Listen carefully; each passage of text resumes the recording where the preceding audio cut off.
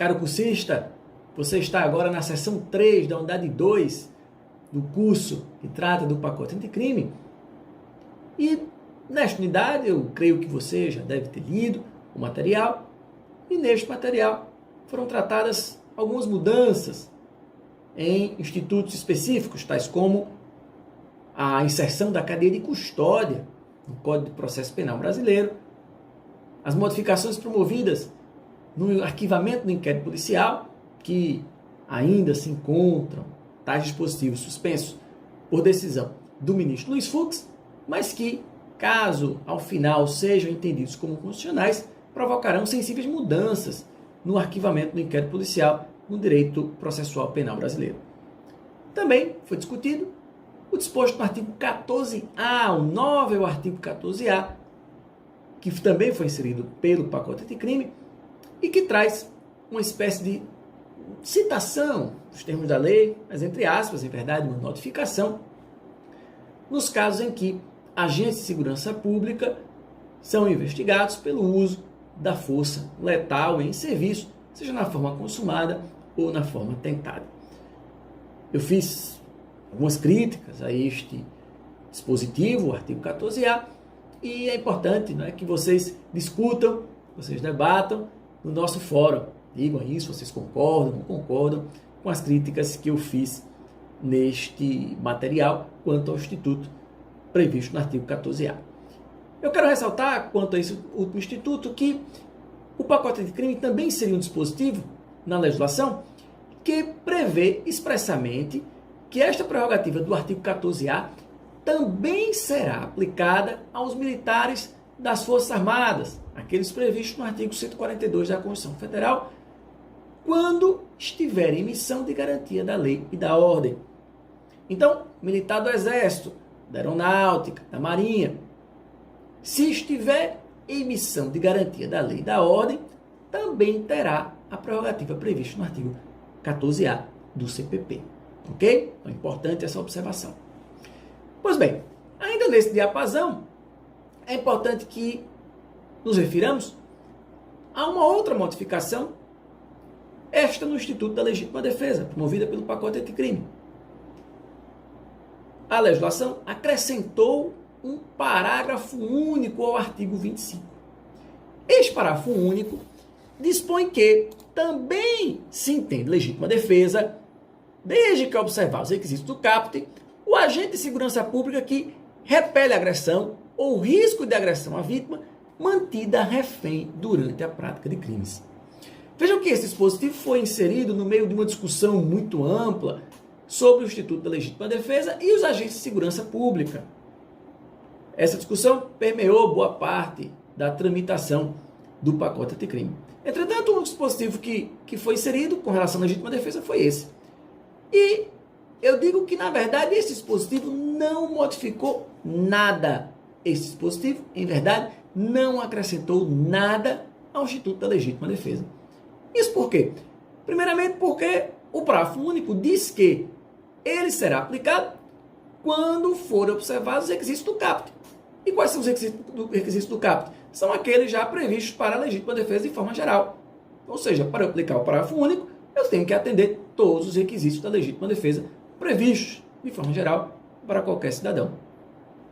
Ademais, o que o parágrafo único prevê é nada mais, nada menos do que uma exemplificação de uma situação de legítima defesa que já estava albergada pelo caput.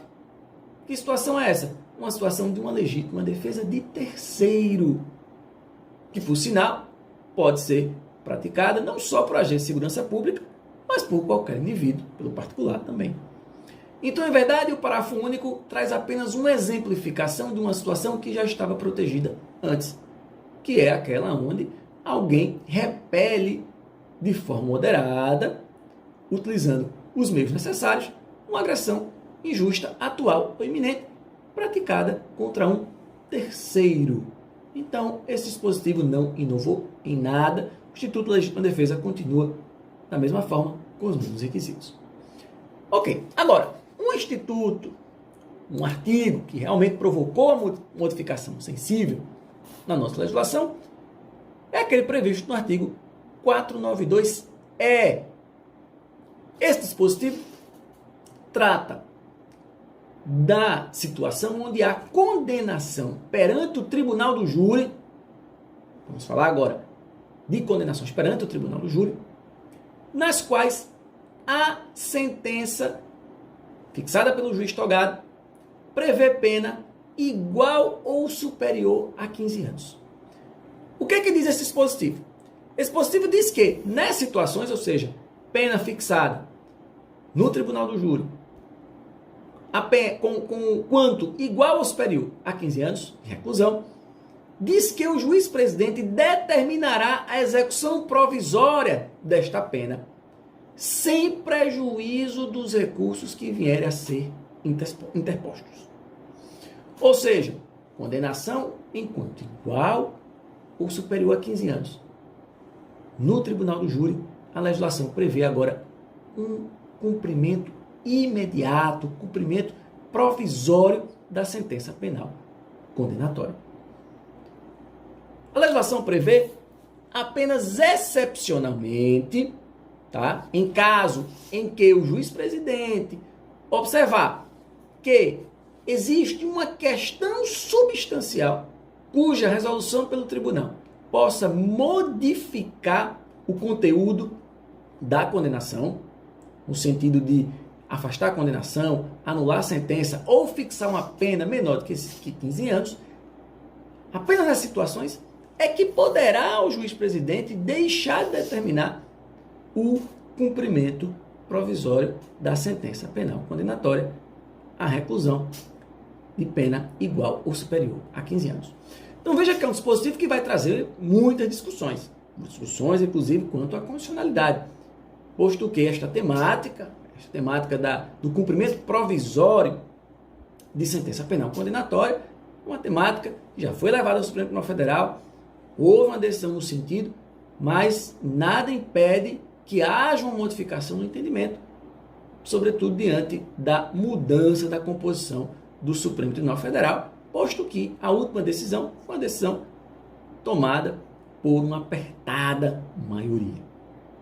Ou seja, o que é que temos hoje?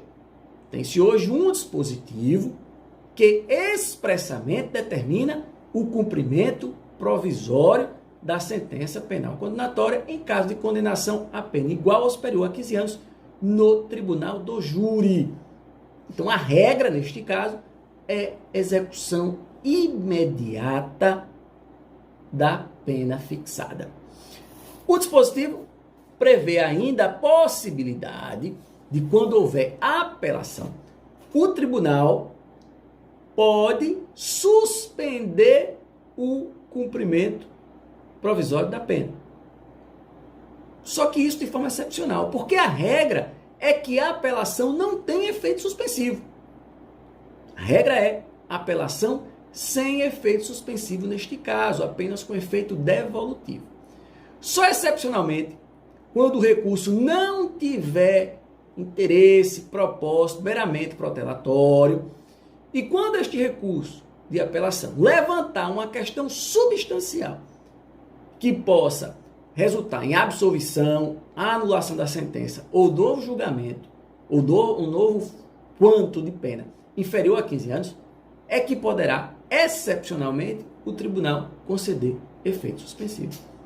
Então, como a legislação está montada hoje, é desta forma, ou seja, condenação perante o tribunal do júri, com pena igual ou superior a 15 anos, o juiz-presidente determinará imediatamente o cumprimento provisório da pena, execução provisória dessa pena, determinando que o réu seja recolhido ao cárcere, se já não estiver. Se já estiver, recomenda que permaneça. Se não estiver, determina o recolhimento ao cárcere, ainda que não estejam previstos os requisitos da prisão preventiva. Porque aqui não se fala em prisão preventiva. Aqui é cumprimento provisório da sentença penal condenatória.